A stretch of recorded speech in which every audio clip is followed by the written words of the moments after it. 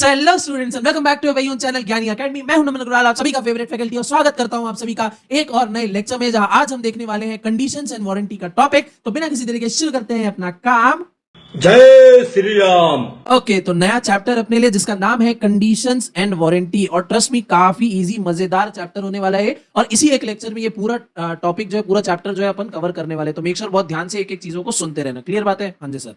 तो चैप्टर का नाम है अपना कंडीशंस एंड वारंटी। लाइकवाइज हमको यहाँ पे दो टर्म्स जो है इसको अपने को समझना है बहुत अच्छी तरीके से कि कंडीशन क्या होती है, वारंटी क्या होती है। ठीक है, और इसी दो शब्द के ऊपर ये पूरा चैप्टर जो बेस है, हमको समझना है कि कंडीशन और वारंटी का मीनिंग क्या है, दोनों में डिफरेंसेस क्या है, अगर किसी का भी ब्रीच होता है, ठीक है, अगर इनमें से कोई भी चीजें फॉलो नहीं होती तो हमारे पास एज अ बायर हम क्या क्या एक्शन ले सकते हैं सेलर के अगेंस्ट। ठीक है, तो काफी मजेदार ये चैप्टर होने वाला है। तो सबसे पहले अपन आते हैं अपनी इंपॉर्टेंट डेफिनेशन पे। इस पे आएंगे अपन इंपॉर्टेंट डेफिनेशन पे। तो सबसे पहले आते हैं अपन अपने फर्स्ट पॉइंट पे। पहला पॉइंट बोल रहा है according to section 12(1), section 12 sub section 1 ये बोल रहा है कि a stipulation in a contract of sale with reference to goods which are the subject thereof may be a condition or a warranty. क्या मतलब वो इसका? यहाँ पे बोल रहा है stipulation in a contract of cell.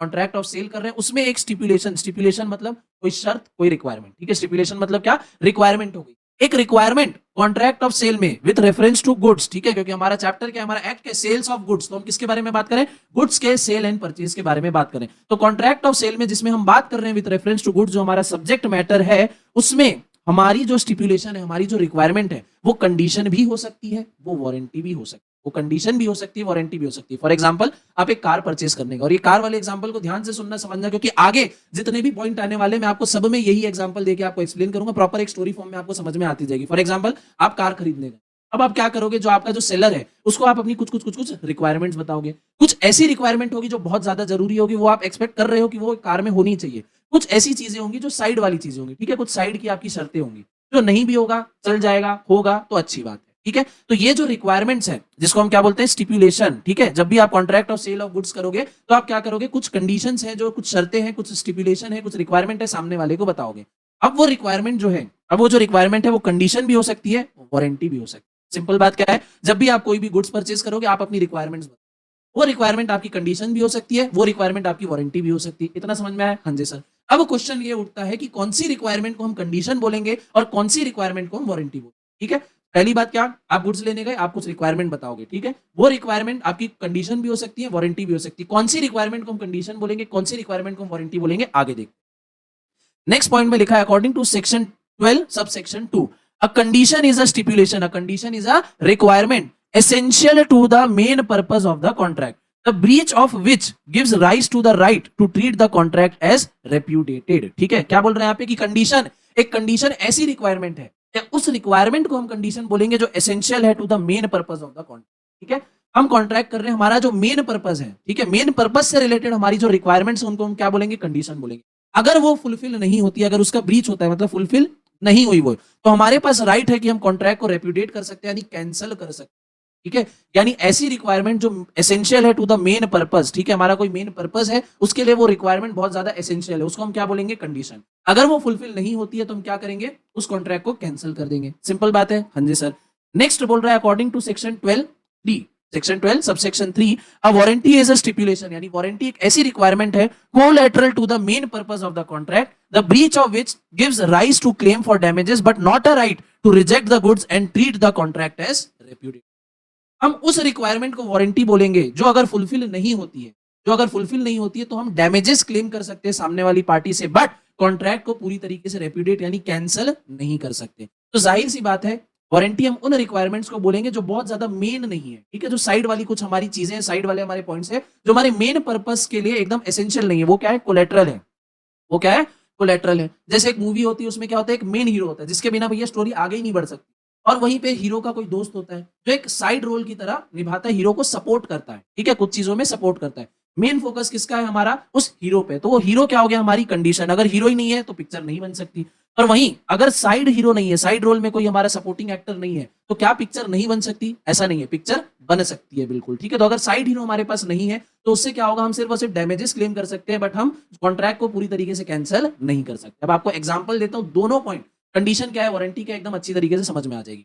For example, आप बन गए भैया सीएमए और आप गए कार डीलर के पास, बोले कि भैया मुझे एक ऐसी कार चाहिए, मुझे एक ऐसी कार चाहिए जो 1 लीटर पेट्रोल में 100 किलोमीटर भैया चल जाए, उसका इतना माइलेज होना चाहिए। ठीक है। क्लियर है? आपने कार डीलर को बोला कि भैया मुझे एक ऐसी कार दिखाओ जो 1 लीटर में 100 किलोमीटर चल जाए, इतना उसका माइलेज होना चाहिए। कार डीलर ने आपको एक एक्स ब्रांड की कार सजेस्ट करी और बोला कि भैया ये वाली कार जो है आपकी इस कंडीशन को फुलफिल कर देगा। अब मान लो आप कार ले लिए, ठीक है, सेलर के भरोसे पे आप कार ले आए और उसको आपने टेस्ट किया, ठीक है, उसने आपने टेस्ट किया, आपने 1 लीटर उसमें पेट्रोल डलवा और आपको पता चला कि वो कार जो है वो 70 किलोमीटर ही चल पा रही है। आपने कार उसी कंडीशन पे खरीदी थी कि भैया ये 1 लीटर में 100 किलोमीटर चलनी चाहिए, तभी मैं कार लूंगा वरना नहीं लूंगा। सेलर ने भी बेचते समय बोला कि हाँ ये वाली कार जो है, ये मॉडल जो है, ये 1 लीटर में 100 किलोमीटर चल जाएगी। अब जब आपने टेस्ट किया आपको पता चला कि ये 100 नहीं 70 किलोमीटर चल रही, तो यहाँ पे ये जो आपकी रिक्वायरमेंट थी ये क्या थी? कंडीशन। ये क्या थी? मेन पर्पस था। आपका मेन पर्पस कार लेने के पीछे था कि भैया 1 लीटर में 100 किलोमीटर चल जाए।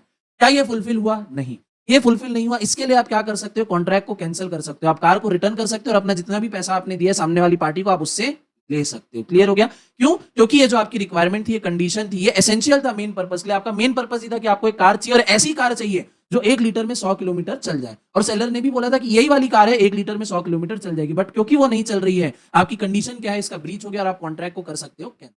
क्लियर बात है एकदम? हाँ जी सर। आते हैं इसी एग्जाम्पल को थोड़ा सा चेंज करके वारंटी आपको समझाता हूँ। आप सीएमए बन गए, आप गए शॉप के पास, ठीक है, डीलर के पास गए, आप बोले कि भैया एक बढ़िया सी कार मेरे को दिखाना। उसने आपको एक बढ़िया सी कार दिखाई और आपकी मेन रिक्वायरमेंट क्या थी? कि आपको एक कार चाहिए, ठीक है, आपकी मेन रिक्वायरमेंट क्या थी? आपको आपके बजट में एक बढ़िया सी कार चाहिए। डीलर ने आपको एक बढ़िया सी कार दिखाई।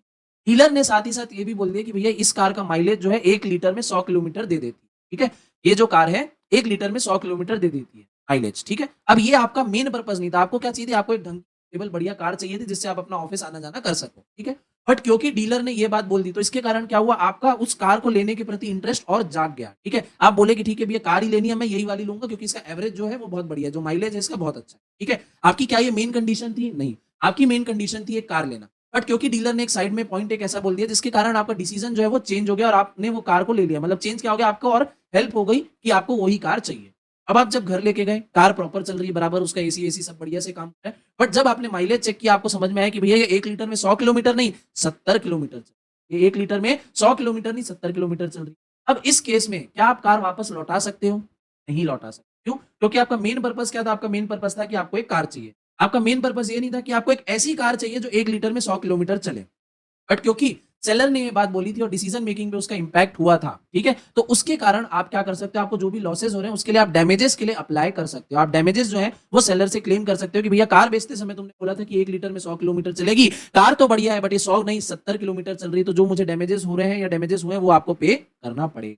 क्लियर बात है? एक ही एग्जांपल में देखो किस तरीके से पहले आपने क्लियर क्लियर बोला कि भैया मुझे एक ऐसी कार चाहिए जो 100 किलोमीटर चल जाए 1 लीटर में, वरना मैं नहीं लूंगा। अगर वो ऐसी नहीं निकलती आप कॉन्ट्रैक्ट कैंसिल कर दोगे। सेकंड सिचुएशन आप बोलते हो कि भैया मुझे एक डिसेंट कार चाहिए, ठीक है, आपको 1 लीटर में कितना किलोमीटर चाहिए बहुत ज्यादा मैटर नहीं करता है, बट क्योंकि सेलर ने कुछ ऐसी बात बोल दी आपका डिसीजन चेंज हो गया या उसमें इंपैक्ट आया, आपने वो कार ले लिया और अगर वो नहीं चल रही तो आप क्या कर सकते हो? वारंटी का आपका ब्रीच हो रहा है और आप डैमेजेस के लिए अप्लाई कर सकते हो। ऐसा नहीं कि आप कार लौटा दोगे, आपने कार मांगी थी, सेलर ने आपको कार दी, उसके साथ में जो कुछ रिक्वायरमेंट थी, जो कुछ कंडीशन जुड़ी हुई थी वो फुलफिल नहीं हो रही है, इसलिए हम इसको बोलेंगे वारंटी। और ये क्या हो रहा है? वारंटी का ब्रीच हो रहा है। समझ में आया? वारंटी का जब भी ब्रीच होता है तो आप कॉन्ट्रैक्ट को कैंसिल नहीं कर सकते, डैमेजेस क्लेम कर सकते। बट अगर कंडीशन का ब्रीच हो गया, कंडीशन क्या है? ऐसी मेन चीजें जो आपका एसेंशियल है मेन पर्पस के लिए, ठीक है, स्टिपुलेशन, ऐसी रिक्वायरमेंट जो आपका मेन पर्पस के लिए एसेंशियल है उसको हम बोलते हैं कंडीशन। अगर वो फुलफिल नहीं होती है तो आप क्या कर सकते हो? कॉन्ट्रैक्ट को कैंसिल कर सकते हो। क्लियर हो गई बात? बहुत अच्छे से समझ में आ गया। अब क्वेश्चन ये उठता है कि कौन सी स्टिपुलेशन, कौन सी रिक्वायरमेंट को हम कंडीशन मानेंगे, कौन सी रिक्वायरमेंट को हम वारंटी मानेंगे। तो बहुत ही ज्यादा क्लियर हमको समझ में आता है जब हम पढ़ते हैं सेक्शन 12 सब सेक्शन 4 हम पढ़ते हैं, उसमें लिखा है कि whether a stipulation, whether a requirement, stipulation मतलब requirement in a contract of sale is a condition or a warranty depends in each case on the construction of a contract. A stipulation may be condition though called warranty in the contract. ठीक है, क्या बोल रहे हैं? कौन सी requirement को, कौन से स्टिपुलेशन को हम कंडीशन मानेंगे, किसको वारंटी मानेंगे, ये डिपेंड करता है कि कॉन्ट्रैक्ट का स्ट्रक्चर कैसा है, कॉन्ट्रैक्ट की ड्राफ्टिंग। ठीक है, दोनों ही एग्जांपल में हमने क्या बोला था? हम कार परचेस कर रहे हैं। पहले वाले में हमारी शर्त थी कि भैया 1 लीटर में 100 किलोमीटर चलना चाहिए था, तो ये हमको समझ में आ रहा है कि कॉन्ट्रैक्ट की ड्राफ्टिंग कैसी हो रही है, हम क्या चीजें पॉइंट रेस कर रहे हैं, तो ये हमारी बाय डिफॉल्ट कंडीशन बन जा रही है। ठीक है, हमने बोला एक हमको कार चाहिए, अगर वो कार बढ़िया नहीं है, ठीक है, तो भी अलग बात है, फिर वो कंडीशन की हमारी ब्रीच है। बट हमने बोला कि हमको एक कार चाहिए और उसका माइलेज जितना शॉपकीपर ने क्लेम किया था, डीलर ने क्लेम किया था, उतना नहीं हो रहा है, तो ये हमारी वारंटी आ जा रही है। क्लियर बात है? तो कौन सी रिक्वायरमेंट को हम कंडीशन मानेंगे, कौन सी रिक्वायरमेंट को हम वारंटी मानेंगे, डिपेंड करेगा कि हम किस तरीके से डील कर रहे हैं, किस तरीके से हमारा कॉन्ट्रैक्ट की ड्राफ्टिंग हो रही है, इस पे ये डिपेंड। ठीक है, हाँ जी सर। अब आते हैं अपन अपने नेक्स्ट टॉपिक पे, that is difference between condition and warranty. तो एक दो पॉइंट तो आप अभी तक बता पाओगे कि कंडीशन और वारंटी में डिफरेंस क्या है। पहला है बेसिस ऑफ डिफरेंस अपना वैल्यू। कंडीशन क्या है, एक ऐसी रिक्वायरमेंट है, ऐसा स्टिपुलेशन है जो एसेंशियल है main purpose of the contract, where as warranty क्या है, it is a collateral to the main. Condition होनी चाहिए मतलब होनी, वारंटी नहीं भी होगी तो भी, बट होगी तो ज्यादा अच्छा है। तो main purpose of the contract के लिए एसेंशियल होना क्या है, कंडीशन है। कोलेटरल क्या है, अपनी वारंटी। सेकंड है राइट। अगर कंडीशन फुलफिल नहीं होती है तो हम क्या कर सकते हैं, कॉन्ट्रैक्ट को कैंसिल रेप्यूडिएट कर सकते हैं। बट अगर वारंटी फुलफिल नहीं होती है तो हम डैमेजेस ही क्लेम कर पाएंगे अगर ब्रीच होता है वारंटी का। थर्ड है treatment. A breach of condition may be treated as a breach of, अगर कंडीशन ब्रीच हो रही है तो हम उसको एज अ वारंटी भी ट्रीट कर सकते हैं। ये बायर के ऊपर है, ठीक है, ये क्या है, बायर के ऊपर है। This would happen when an aggrieved party is contented with damages only. मान लो आपने कुछ रिक्वायरमेंट दी थी और आप उसके लिए बहुत ज्यादा स्पेसिफिक थे, अगर वो फुलफिल नहीं हो पा रही है, अगर वो फुलफिल नहीं हो पा रही, फॉर एग्जाम्पल आप एक कैमरा लेने जाते हो और आप बोलते हो कि भैया मेरे को 50 मेगापिक्सल का कैमरा चाहिए। दुकान वाला बोलता है कि ये 50 मेगापिक्सल का कैमरा है, और जब आप उससे फोटो वगैरह क्लिक करते हो तो आपको समझ में आता है कि 48 मेगापिक्सल का वो एक्चुअल में कैमरा जो है फोटो ले पा रहा है। आपकी कंडीशन क्या थी, 50 मेगापिक्सल, एक्चुअल में इमेजेस कितनी आ रही, 48 मेगापिक्सल। कोई बहुत ज्यादा तो डिफरेंस नहीं है, हालांकि आपकी कंडीशन का ब्रीच तो हो रहा है, बट क्योंकि बहुत ज्यादा डिफरेंस, आप बोलोगे ठीक है 2 मेगापिक्सल की बात है, कंडीशन फुलफिल तो नहीं हो रही है, तो मैं कॉन्ट्रैक्ट को कैंसिल नहीं करता, मैं डैमेजेस क्लेम कर लेता हूं। मैं क्या करता हूं, डैमेजेस क्लेम कर लेता हूं, क्योंकि बहुत ज्यादा डिफरेंस। तो ये टोटली आपके हाथ में कि कंडीशन के ब्रीच को आप एज अ कंडीशन का ब्रीच ट्रीट करते हो या आप एज अ वारंटी का ब्रीच ट्रीट करते हो, ये आपके ऊपर है। क्लियर बात है। तो a breach of condition may be treated as a breach of warranty. Example देके मैंने आपको बताया, आप चाहो तो कॉन्ट्रैक्ट को पूरा कैंसिल कर सकते हो, क्योंकि आपने स्पेसिफिक बोला था कि भैया मेरे को 50 मेगापिक्सल चाहिए, मतलब 50 मेगापिक्सल चाहिए। अगर उससे कम होता है तो आप चाहो तो कैमरा उसको लौटा दो, नहीं तो आप डैमेजेस भी क्लेम कर सकते हो, टोटली आपके ऊपर है। बट अगर एक ब्रीच ऑफ वारंटी हो जाता है तो it can not be treated as a breach of condition. Warranty का ब्रीच वारंटी के ब्रीच की तरह ही ट्रीट होगा, यानी आप सिर्फ डैमेजेस क्लेम कर पाओगे, कॉन्ट्रैक्ट कैंसिल नहीं कर पाओगे। बट अगर कंडीशन का ब्रीच होता है तो आपके ऊपर है, आप चाहो तो कॉन्ट्रैक्ट कैंसिल कर दो, नहीं तो उसको ट्रीट करो कि वारंटी जैसा पूरा नहीं हुआ है, तो आप डैमेजेस क्लेम कर सकते हो। क्लियर बात है एकदम। हाँ जी सर, आई होप समझ में आ रहा होगा आपको। आगे बढ़ते हैं अपन। नेक्स्ट लिखा है condition and warranty may be either expressed or implied. अब what do we mean by expressed and implied. Expressed means, ठीक है, एक्सप्रेस यानी हम उसको प्रॉपर्ली कॉन्ट्रैक्ट में जाहिर करेंगे, बताएंगे कि भैया ये चीजें अपने को चाहिए, मतलब चाहिए। और इंप्लाइड मतलब, अब हर भी जब भी अपन ट्रांजेक्शन करते हैं तो जरूरी नहीं है at the time of transaction हम उसको सारी डिटेल्स, सारी रिक्वायरमेंट्स हमारी बता पाए। तो देर आर सर्टेन रिक्वायरमेंट जो हम स्पेसिफिकली कॉन्ट्रैक्ट में एक्सप्रेस कर देंगे, बट कुछ ऐसी रिक्वायरमेंट होगी जो हम मान लेंगे कि हाँ भैया ये चीजें तो ऑटोमेटिकली बाय डिफॉल्ट होगी ही। तो जो चीजें हम प्रॉपरली बता रहे हैं दैट इज एक्सप्रेस्ड, ठीक है, दैट इज एक्सप्रेस्ड। अब कंडीशन भी एक्सप्रेस हो सकती है, वारंटी भी एक्सप्रेस हो सकता है। जो चीजें हम बाय डिफॉल्ट मान रहे हैं that are implied condition and warranties. Clear है, क्या लिखा है, when terms of a contract explicitly provided for them there are known as express condition और warranty। जब एक कॉन्ट्रैक्ट में, when in a contract we are expressing कि भैया हमको ये चीजें चाहिए, we want all these certain requirements to be fulfilled, those are known as expressed conditions, ठीक है, those are known as expressed condition और warranty। but when in a contract, जब चीजें प्रॉपरली लिखित में नहीं है, ठीक है, या ओरली हमारा डिस्कशन नहीं हुआ है, तो हम कुछ ऐसी चीजें हैं जिसको हम मान लेंगे कि बाय डिफॉल्ट ही प्रेजेंट होंगी, and those are known as employed condition and warranties. Implied condition and warranty are incorporated in every contract of sale unless the circumstances shows a different। ठीक है, क्लियर बात है एकदम। अब क्वेश्चन उठता है कि कौन सी ऐसी कंडीशन है या कौन सी ऐसी वारंटी जिसको हम इंप्लाइड मान लेंगे। एक्सप्रेस वाला तो ठीक है, हमने उसको एक्सप्रेसली लिख लिया, जता के बता दिया, ठीक है, बोल लिया कि हमको ये चीजें चाहिए, तो वो तो एक्सप्रेस हो गया, वो तो हमको पता है। बट कौन सी ऐसी रिक्वायरमेंट है, कौन सी ऐसी चीज है जब हम मानेंगे कि इंप्लाइड होगी, ठीक है, जो हम बाय डिफॉल्ट मान लेंगे कि हम अगर ये ट्रांजेक्शन कर रहे हैं तो these all are the condition और these all are the warranty that are present in our contract. ठीक है, तो यही अपने को पढ़ना है। क्या है, types of implied conditions and warranties, यानी ऐसी रिक्वायरमेंट जिसको हम बाय डिफॉल्ट मान लेंगे कि these are present in our contract of sale. पहला टॉपिक है अपना इंप्लाइड कंडीशन। कौन सी ऐसी कंडीशन है जिसको हम मान लेंगे कि बाय डिफॉल्ट हमारे कॉन्ट्रैक्ट में प्रेजेंट है। तो section 14 to 17 of the sales of goods act lets down the implied condition, there are as follows. पहला है condition as to title. Condition as to title क्या, in every contract of sale there is a implied condition that the seller has the right to sell the goods. जब भी हम किसी से, हम जैसे हम डीलर से हम कार परचेज कर रहे हैं, ठीक है, तो हम ये मानेंगे कि जो डीलर है उसके पास कार की प्रॉपर ओनरशिप, ठीक है, उसके पास कार की प्रॉपर ओनरशिप। अगर हम उनसे पूछना भूल भी जाते कि भैया कार आपकी है ना, आप इसके जेन्युइन ओनर हो ना, अगर हम ये नहीं भी पूछते हैं तो भी ये माना जाएगा कि हम जिससे सामान ले रहे हैं वो उसके पास उसकी लीगल ओनरशिप। ऐसा नहीं कि वो चुराई हुई कार हमको सेल कर रहा है। अगर हम नहीं पूछे तो भी हमारी कोई दिक्कत नहीं आएगी, हमारे पार्ट पे कोई भी ऐसा नहीं है कि हम बहुत ज्यादा केयरलेस हो गए। ठीक है, ये माना जाएगा कि अगर कोई सेलर गुड्स सेल कर रहा है तो उसके पास एक प्रॉपर वैलिड टाइटल है of that particular goods. This condition is called condition as to title. This is known as condition as to title. If a person sells goods without having a title to it, the buyer is entitled to reject the goods and can recover the purchase price from the seller. अगर एक buyer एक ऐसा goods खरीद लेता है और उसको बाद में पता चलता है कि मैंने जिससे गुड्स खरीदे हैं उसके पास तो उसको सेल करने का टाइटल ही नहीं था, ठीक है। मान लो आप कार खरीदने गए और किसी ने पड़ोसी की कार अपनी बताते के आपको सेल कर दी। अब आप जिससे कार ले रहे हो आप तो यही मानोगे ना कि ये भैया अपनी कार बेच रहा है। सेकंड हैंड कार की सेल के बारे में बात कर रहा हूँ। अब आप जिससे कार ले रहे हो आप ये मानोगे कि भैया ये इसी की कार है, बट मान लो उसने आपको बेवकूफ बना के अपने पड़ोसी की कार बेच दी और आप कार खरीद के ले आए और बाद में उसका पड़ोसी आ रहा है कि भैया ये तो मेरी कार है, आप कैसे खरीद के ले आए मुझसे बिना परमिशन के। तो इस केस में क्या होगा, आप उस कैंसिल कर सकते हो कॉन्ट्रैक्ट को, आप गुड्स को रिजेक्ट कर सकते हो और अपना रिकवर कर सकते हो प्राइस जो आपने पे किया है, क्योंकि आप ये बाय डिफॉल्ट मानोगे कि मेरी जिससे बात हो रही है वो पर्टिकुलर ओनर है और जो भी गुड्स मैं खरीद रहा हूं। This is known as condition as to title.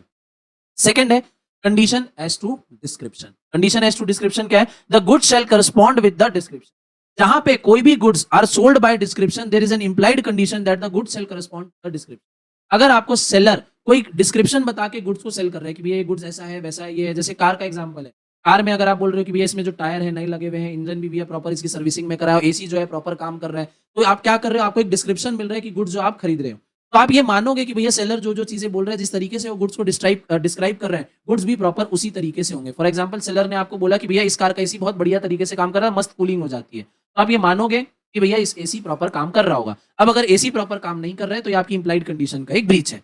If they are not the buyer may reject them or accept them and claim damages. अगर वो काम नहीं कर रहा है तो आप रिजेक्ट कर दो, नहीं तो आप एक्सेप्ट करके डैमेजेस भी क्लेम कर सकते हो, क्योंकि ऊपर हमने पढ़ा है कि breach of condition may be treated as a breach of warranty. आप कार एक्सेप्ट कर लोगे बट एसी नहीं चल रहा है तो रिपेयर का खर्चा या कुछ जो भी डैमेजेस आप उससे क्लेम कर लोगे। Example, Arun wants to sell his laptop. Arun को एक अपना लैपटॉप सेल करना है। He says to Varun and intending buyer who has not seen the laptop that it is a brand new laptop. Arun को अपना लैपटॉप बेचना है टू वरुण। वो वरुण को बोलता है कि भैया जो मैं लैपटॉप तुमको बेच रहा हूँ वो ब्रांड न्यू लैपटॉप है, ठीक है। वरुण ने अभी तक लैपटॉप देखा नहीं। वरुण बोला कि भैया ठीक है तुम मुझे लैपटॉप भिजवा दो, मैं देख लूंगा। On delivery Varun finds that the laptop is old and repair. जब वरुण को डिलीवरी मिली उसने गुड्स को चेक किया तो उसको पता चला कि ये ब्रांड न्यू लैपटॉप नहीं है, ओल्ड है और इसको रिपेयर किया गया है, ठीक है। अब Varun can reject the contract and return the machine to Arun and claim damages. अब वरुण क्या कर सकता है, ये गुड्स को रिटर्न कर सकता है, जो भी उसको डैमेजेस हुआ है वो उसके लिए उसको अरुण को बोल सकते हैं कि भैया मुझे कॉम्पनसेट करो। Next point is condition as to sample. कई बार हम गुड्स परचेस करते हैं उसके पहले हम सामने वाले सेलर से सैंपल मंगवा लेते हैं, ठीक है, कि भैया सैंपल दिखा दो। बहुत आपको मान लो बल्क में you have to place an order, तो बिफोर प्लेसिंग एन ऑर्डर आप क्या बोलोगे कि कुछ सैंपल दिखा लो, उसके बेसिस में आप क्या करोगे, एक बल्क ऑर्डर प्लेस कर दो। अब कंडीशन यहाँ पे क्या है, condition as to sample means where the goods are sold by the sample these are the implied condition. Number 1, the bulk of goods shall correspond with the sample in quality. जैसा sample आपको दिखाया गया था, bulk goods shall correspond to the quality of the sample. मतलब ऐसा नहीं होना चाहिए कि सैंपल अच्छी क्वालिटी का है और जो आपको गुड्स आ रहे हैं वो थोड़ी इंफीरियर क्वालिटी के हैं। जिस कंडीशन जिस क्वालिटी का आपको सैंपल दिया गया था उसी क्वालिटी का आपको क्या मिलना चाहिए, गुड्स मिलना चाहिए। Second is the buyer shall have reasonable opportunity of comparing the bulk with the sample. Buyer must have the reasonable opportunity. Buyer के पास प्रॉपर टाइम होना चाहिए that he can compare sample with the bulk. Third is the goods shall be free from latent defects, defects which are not discoverable on a reasonable examination. Good जो है उसमें latent defects नहीं होना चाहिए, ऐसा बहुत छुपा हुआ डिफेक्ट नहीं होना चाहिए, यानी ऐसा डिफेक्ट जो हम ऊपर ऊपर से देख के ना पहचान सके, ऐसा भी कोई डिफेक्ट नहीं होना चाहिए, ठीक है। Next is condition as to description. अब ये जो अपन ने ऊपर दो पॉइंट पढ़े दोनों का मिक्सचर है। यहाँ पे क्या बोल रहा है, अगर हम कोई ऐसा गुड्स ऑर्डर कर रहे हैं जिसमें हमको सामने वाले से डिस्क्रिप्शन भी मिला है और सैंपल भी मिला है। अभी तक ऊपर क्या था, आइदर हमको डिस्क्रिप्शन मिल रहा था और we were getting the sample. अगर डिस्क्रिप्शन मिल रहा है तो डिस्क्रिप्शन के हिसाब से गुड्स होना चाहिए, सैंपल मिल रहा है तो सैंपल के हिसाब से गुड्स होना चाहिए। अब ऐसी कंडीशन आ गई है कि डिस्क्रिप्शन भी हमको मिला है, सैंपल भी हमको मिला है, तो इस केस में तो गुड्स हमारे करस्पॉन्ड होने चाहिए और डिस्क्रिप्शन के हिसाब से भी होने चाहिए, सैंपल के हिसाब से भी होने चाहिए, क्योंकि लैंग्वेज यहाँ पे क्या लिखी, condition as to description and sample. Description and sample, it is not description or sample. Or होता तो ये ऊपर वाले पॉइंट हो जाते हैं, बट यहाँ पे क्या एंड, यानी जो हमको गुड्स मिल रहे हैं वो डिस्क्रिप्शन के हिसाब से भी होनी चाहिए, सैंपल के हिसाब से भी होनी चाहिए। सर अगर गुड्स डिस्क्रिप्शन के हिसाब से सैंपल के हिसाब से नहीं है तो हम क्या करेंगे, तो कंडीशन का हमारा ब्रीच है, हम क्या कर सकते हैं, कॉन्ट्रैक्ट रिजेक्ट कर सकते हैं। कॉन्ट्रैक्ट का हम ब्रीच मानेंगे और गुड्स को रिजेक्ट कर सकते हैं। अगर गुड्स जो हमको मिले सैंपल के हिसाब से डिस्क्रिप्शन के हिसाब से नहीं है तो भी अगेन हमारे पास राइट है कि we can reject the goods. दोनों ही नहीं है तो we can again reject the. Condition यहाँ पे क्या है कि दोनों के हिसाब से गुड्स जो है वो मैच होने चाहिए। एग्जाम्पल क्या है यहाँ पे, a seller undertakes to supply 100 tons of java sugar warranted to be equal to the sample। Seller बोल रहा है कि भैया मैं तुमको 100 टन ऑफ जावा शुगर दूंगा, डिस्क्रिप्शन आ गया क्या, जावा शुगर, और उसने एक सैंपल भी दे दिया कि भैया ये सैंपल है, इसी हिसाब का आपको शुगर मिलेगा। The sugar when supply correspond to the sample. अब जो शुगर है वो सैंपल के जैसा तो है but it is not a Java sugar, but Java sugar description के हिसाब से मैच नहीं कर रहा है। The buyer can repudiate the contract, क्योंकि यहाँ पे हमको डिस्क्रिप्शन और सैंपल दोनों से हमारा गुड जो है वो मैच होना चाहिए। यहाँ पे सैंपल से तो मैच हो रहा है बट डिस्क्रिप्शन से नहीं हो रहा है, तो buyer can repudiate the contract. I hope the point is clear. आते हैं अपन पॉइंट नंबर 6 पे, condition as to fitness and quality. As a general rule in a contract of sale, there is no implied condition as to quality or fitness of the article of a particular purpose. It is buyer's duty to select the goods of his requirement. Thus, if subsequently the goods are found unsuitable for the purpose, the seller will not be responsible. But there is an implied condition as to quality or fitness of the goods for purpose of the buyer under the following circumstances. पहले एक बार read कर लेते हैं फिर अच्छे से बताता हूँ। Point number 1 is where the buyer has made known to the seller the particular purpose for which he needs the goods. क्या बोल रहा है यहाँ पे? कंडीशन और क्वालिटी। यहां पे ये बोल रहे हैं कि there is no implied condition as to quality और fitness of the article for any particular purpose. ठीक है, क्या बोल रहा है यहाँ पे कि कोई भी ऐसा पर्टिकुलर क्वालिटी का बहुत ज्यादा ऐसे स्टैंडर्ड नहीं होता है हर गुड्स का हर पर्टिकुलर पर्पस के लिए। ठीक है, अगर वो गुड्स उस हिसाब से काम नहीं कर रहा है, ठीक है, तो it is the buyer's duty to select the goods of his requirement. ये बायर की ड्यूटी है कि वो अपनी रिक्वायरमेंट के हिसाब से गुड्स को देख ले। अगर वो अपनी रिक्वायरमेंट के हिसाब से गुड्स को देखता है, समझता है, परचेज कर लेता है और फिर वो वैसा गुड्स नहीं निकलता है, तो उस केस में जो सेलर है वो रिस्पॉन्सिबल नहीं हो। बट कुछ ऐसी कंडीशन है जहां पे सेलर की रिस्पॉन्सिबिलिटी होगी। पहला पॉइंट यहाँ पे बोल रहे हैं कि बायर ने प्रॉपर्ली सेलर को बताया कि उसको किस पर्पस के लिए गुड्स चाहिए। फॉर एग्जांपल, आपको फोटोग्राफी का शौक है, आप बोल रहे हो कि भैया मैं जिम कॉर्बेट में जा रहा हूं और मुझे क्या है वाइल्ड लाइफ फोटोग्राफी करनी, मुझे उस हिसाब का कैमरा दो। ठीक है, अब आप एक कैमरा ले आए, आपने आपका पर्टिकुलर पर्पस बताया, वो कैमरा आपका पर्टिकुलर पर्पस सॉल्व नहीं कर रहा है। किसकी गलती की वजह से? सेलर की गलती की वजह से। आपने सेलर को बोला, buyer should rely on the skill and judgement of the seller. आप रिलाई कर रहे हो सेलर के जजमेंट में। आप बोले कि भैया मुझे एक अच्छा डीएसएलआर कैमरा चाहिए, मुझे कैमरे के बारे में कोई भी जानकारी नहीं है कि क्या देखना है, क्या फीचर नहीं पता, मैं जा रहा हूँ जंगल में, मुझे वाइल्ड लाइफ फोटोग्राफी करनी है और उस हिसाब से आप मेरे को बढ़िया सा कैमरा दिखाओ कि भैया मुझे कोई भी जानवर दिखे तो जानवर की जो पिक्चर है वो अगर मेरे से 100 फीट भी दूर है तो प्रॉपर क्लियर आनी चाहिए, बैकग्राउंड उसका ब्लर होना जाना चाहिए। आपने सारी रिक्वायरमेंट बताई और आप सेलर के स्किल और जजमेंट में भरोसा करके आपने कोई गुड्स ले ली।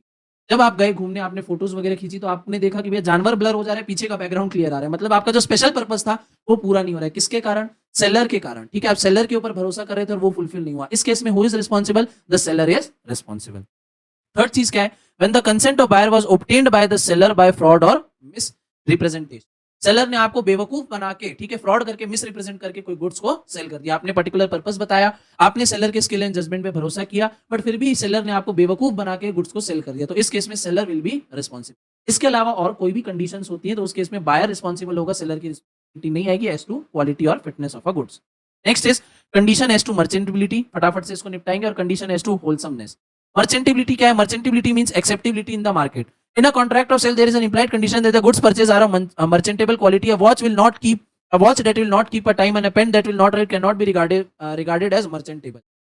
क्या बोल रहा है? Acceptability in the market. आप अगर कोई गुड्स ले रहे हो तो जरूरी नहीं है भैया वो गुड्स सिर्फ आपके हैंडमेड बना है, ऐसे बहुत सारे गुड्स है, उसके सिमिलर गुड्स भी होंगे, तो वो सिमिलर गुड्स की परफॉर्मेंस क्या है मार्केट में, आपके गुड्स की परफॉर्मेंस उससे मैच होनी। जैसे आप घड़ी ले रहे हो बस वो टाइम ही नहीं दिखा रही है, क्या बाकी घड़ी भी टाइम नहीं दिखा रही है? नहीं, घड़ी का काम ही यही है कि वो टाइम दिखाए। अब अगर वो ये काम ही नहीं कर रही है तो कंडीशन एज टू मर्चेंटेबिलिटी का ब्रीच है। आप पेन लिए हो किसके लिए? लिखने के लिए। अब अगर वो पेन लिखने का ही पर्पस सॉल्व नहीं कर रही है, ठीक है, मार्केट में क्या वो चीज एक्सेप्टेबल है? नहीं, बाकी पेन तो लिखते हैं, आपका पेन अगर नहीं लिख रहा है तो कंडीशन एज टू मर्चेंटेबिलिटी का यहाँ पे ब्रीच है।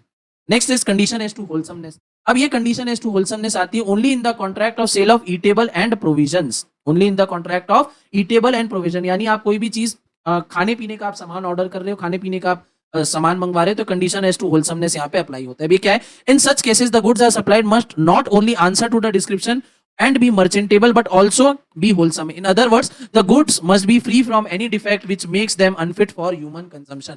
अगर कोई गुड्स ऐसा है जिसको आप कंज्यूम कर रहे हो या अपनी बॉडी पे आप उसको अप्लाई कर रहे हो तो वो हार्मफुल नेचर का नहीं होना चाहिए। It must be fit for human consumption, unfit नहीं होना चाहिए। ठीक है, डिस्क्रिप्शन के साथ, सैंपल के साथ तो वो मैच होना ही चाहिए, ठीक है, बट वो यूज करने के लिए भी एडिक्वेट, ठीक है, हार्मफुल नेचर का गुड्स नहीं होना चाहिए। क्लियर बात है? This is condition as to wholesomeness. अब आते हैं अपन इंप्लाइड वारंटी, यानी ऐसी warranty, those warranty which we will, ठीक है, दोज वारंटी जो हम मान लेंगे, ठीक है, हम ये अंडरस्टैंड कर लेंगे, वी विल अंडरस्टैंड कि भैया अगर हम इसके बारे में बात नहीं किए तो ये तो हमारे कॉन्ट्रैक्ट में होगी। ठीक है, in the absence of a contract to the contrary, the following warranties are implied in every contract of sale. These are number 1, warranty of quiet possession. आप ये मान के चलोगे कि सेलर के पास उस गुड्स का पोजीशन है। In a contract of sale, there is an implied warranty that the buyer shall have and enjoy quiet possession of the goods. In case the buyer in any way disturbed, he has a right to sue the seller for damages. Such a situation arise when seller's title of good is defective. ठीक है, आप जब कोई भी goods लोगे, तो क्या लिखा है यहाँ पे, इंप्लॉयड वारंटी है कि बायर जो है उसको एंजॉय करेगा पोजीशन ऑफ द गुड्स। आपने अगर सेलर से कोई गुड्स खरीदा है तो आप उस गुड्स का पोजीशन एंजॉय करोगे। कल को कोई भी आके क्लेम नहीं कर सकता कि भैया इस गुड्स का पोजीशन मेरे पास है, आप कैसे लेके आ गए। अगर ऐसा होता है तो ये भैया आपकी वारंटी का ब्रीच है, आप उसके ऊपर एक्शन ले सकते हो। Next is warranty of freedom from encumbrance. ठीक है, ये क्या है, there is an implied warranty on the part of seller of the goods shall be free from any charge or encumbrance in favor of any third party. Where there is a breach of this implied warranty, the remedy for the buyer is sue for the damages. Free from encumbrance, ठीक है, किसी के ऊपर कोई भी goods के ऊपर charge नहीं होना चाहिए, इट मस्ट बी फ्री। मतलब क्या हो गया यहाँ पे, मान लो आप जो गुड्स लेके आ रहे हो, आप जो गुड्स लेके आ रहे हो उस पे चार्ज है। चार्ज मतलब क्या है, वो ऑलरेडी गिरवी रखा हुआ है। अब जैसे क्या हो गया, जिस बायर से आप गुड्स ले रहे हो, फॉर एग्जांपल आप बायर से कार खरीद रहे हो, अब मान लो उस कार के अगेंस्ट में बायर ने बैंक वालों से लोन लेके रखा है, तो क्या अगर वो बायर लोन नहीं चुका पाएगा तो वो कार कौन लेके जाएगा, बैंक वाले लेके जाएंगे। क्यों भैया, क्योंकि बैंक वाले ने उस कार के अगेंस्ट में ही लोन दिया है। ठीक है, अब बायर ने क्या किया, आपको सेल कर दिया, बैंक वाले तो वो कार को लेके जाएंगे ही, क्योंकि उनका पहला अधिकार है, उसके लिए उन्होंने लोन दिया है उसको। अब यहाँ पे क्या हो जाएगा, आपको दिक्कत हो जाएगी, आपने तो भैया कार के पैसे दिए। तो उस सिचुएशन में आप क्या करोगे, क्योंकि आपको फ्रीडम नहीं मिली है, आपको फ्रीडम नहीं मिली, आप क्या करोगे, सू फॉर डैमेजेस कर दोगे। ठीक है, आप बायर को क्या करोगे, डैमेजेस के लिए उसको आप सू कर सकते हो। क्यों, क्योंकि जो गुड्स आपको मिला है that was not free from any charge. Charge यानी गिरवी रखना होता है एक तरीके से। अगर गिरवी रखे हुए गुड्स आपने, आपको बायर ने सेल कर दिया और कोई बाद में जाके क्लेम करने आते हैं कि गुड्स तो भैया मेरे पास गिरवी रखे हुए थे, इसका पोजीशन मेरे पास है और मैं ही इसको यूज करूंगा, ये गुड्स मेरे को बिलोंग करते हैं, उस केस में आप क्या करोगे, आप बायर को डैमेजेस के लिए सू कर सकते हो। Next is warranty as to fitness. अब वारंटी एज टू फिटनेस क्या है कि भैया क्वालिटी और fitness of a particular purpose में be annex to the uses of the trade. एक पर्टिकुलर का क्वालिटी फिट होना उसके लिए, ठीक है, एक पर्टिकुलर क्वालिटी का होना चाहिए। ऐसे नहीं कि भैया आप कुछ बता रहे हो और कुछ गुड्स यहाँ पे निकल रहा है। तो नॉर्मल जो आप रेंज के गुड्स ले रहे हो उस हिसाब से आपके गुड्स जो है उस क्वालिटी के होने चाहिए। एग्जाम्पल, हम ये नहीं एक्सपेक्ट कर सकते कि हम 20,000 का मोबाइल ले रहे तो आईफोन 14-15 के लेवल का हो, नहीं। वो 20,000 का मोबाइल है, 20,000 जितना अगर वो प्रॉपर काम कर रहा है ठीक है, बट अगर वो 20,000 जितना भी काम नहीं कर रहा है, मान लो 3-4 हजार के मोबाइल जितना परफॉर्मेंस हमारा 20,000 वाला मोबाइल दे रहा है, ये गड़बड़ चीज। क्लियर बात है, हाँ जी सर। आगे लास्ट पॉइंट अपना, warranty of disclosing the dangerous nature of goods to the ignorant buyer. The third implied warranty on the part of the seller is that in case the goods sold are of dangerous in nature, he must warn the ignorant buyer of the probable danger. If there is a breach of this warranty, the buyer is entitled to claim compensation for the injuries caused to him.